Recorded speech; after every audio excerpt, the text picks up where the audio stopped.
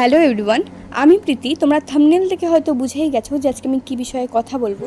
তো চলো তোমাদের আজ সম্পূর্ণ ব্যাপারটা খুলে বলি। কলকাতার আর.জি. কর হাসপাতালের ডাক্তারের সঙ্গে যে অকথ্য অত্যাচারটি হয়েছে সেই বিষয়ে আজ তোমাদের জানাবো।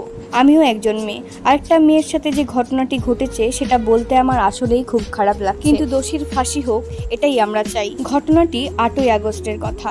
মেয়েটির সেদিন নাইট ডিউটি ছিল এবং তার সাথে তার সহকর্মীরাও ছিল সেই রাতে। রাত 2টোর দিকে তারা অনলাইনে খাওয়ার অর্ডার করে এবং সেটি খেয়ে নেয় এবং সেদিন সবাই মিলে অলিম্পিকও দেখেছিল। সেই হসপিটালে কোনো রেস্ট রুম না থাকায় সে 4 তলায় সেমিনার হলে যায়। মেয়েটি সেখানে গিয়ে কিছুক্ষণের জন্য ঘুমিয়ে পড়ে। মেয়েটি জানতো না সেই ঘুমটি তার জীবনের শেষ ঘুম হতে চলেছে। এই রুমে রাত 4টার নাগাদ ঢোকে একজন পুরুষ মানুষ, তাও আবার প্রচুর পরিমাণে ড্রিঙ্ক করে। তারপর মেয়েটার ওপর আক্রমণ করে। মেয়েটি বাঁচার জন্য তার সাথে লড়াই করে যায়। দুজনের মধ্যে লড়াই হতে হতে মেয়েটির গলার হাড় ভেঙে যায়। একটা সময়ের পর মেয়েটি তার হাল ছেড়ে দেয়। তারপর ছেলেটি মেয়েটিকে ধর্ষণ করে ও তারপর মার্ডারও করে ফেলে।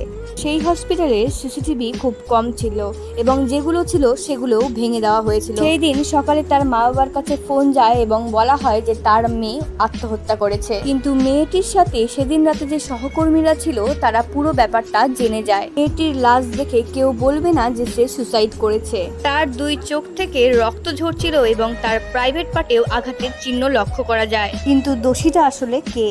হাসপাতালে সিসিটিভি ক্যামেরা না থাকলেও আশেপাশে থেকে সিসিটিভি ফুটেজ জোগাড় করা হয়। এখানে হসপিটালের ভেতরে 4 জন মানুষকে ঢুকতে দেখা যায়। তার মধ্যে 3 জন বলে তারা রোগীর বাড়ির লোক, কিন্তু একজন ঠিকঠাক উত্তর দিতে পারে না এবং সেখান থেকেই তাকে গ্রেপ্তার করা হয়। কিন্তু সিসিটিভি ফুটেজ ভালো করে লক্ষ্য করা গেলে দেখা যায় যে ছেলেটি যখন সেই ঘরে ঢুকেছিল তার কাছে হেডফোন ছিল, কিন্তু যখন ঘরটি থেকে বেরিয়ে যায় তখন তার কাছে কোনো হেডফোন ছিল না।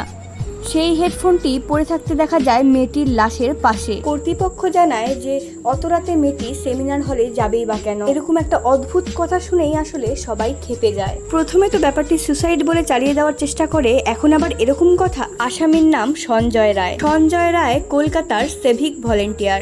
সঞ্জয় রায়ের প্রতিবেশী জানিয়েছে সঞ্জয় রায় 5টা বিয়ে করেছে। শুধু তাই নয়, রাস্তাঘাটে অনেক মেয়েদেরকে টোন কাটতেও দেখা গেছে। প্রথমে রেপ করে মার্ডার করা এটি একজনের কাজ নয়, এর সাথে আরেকজনও জড়িত আছে, কিন্তু তাকে এখনো ধরা যায়নি।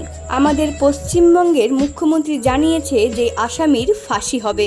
আমি ব্যক্তিগতভাবে চাই আসামির ফাঁসি হোক, যাতে পরবর্তীকালে এরকমটা আর না হয়। আমরা যেই দেশে থাকি সেই দেশকেই আমরা মা বলি, কিন্তু আমাদের এই দেশেই মাদের কোনো সম্মান নেই। তোমাদের বক্তব্য তোমরা কমেন্টে জানাতে পারো। এই ব্যাপারে পরবর্তীকালে কোনো তথ্য পেলে আমি অবশ্যই তোমাদেরকে ভিডিওর মাধ্যমে জানাবো।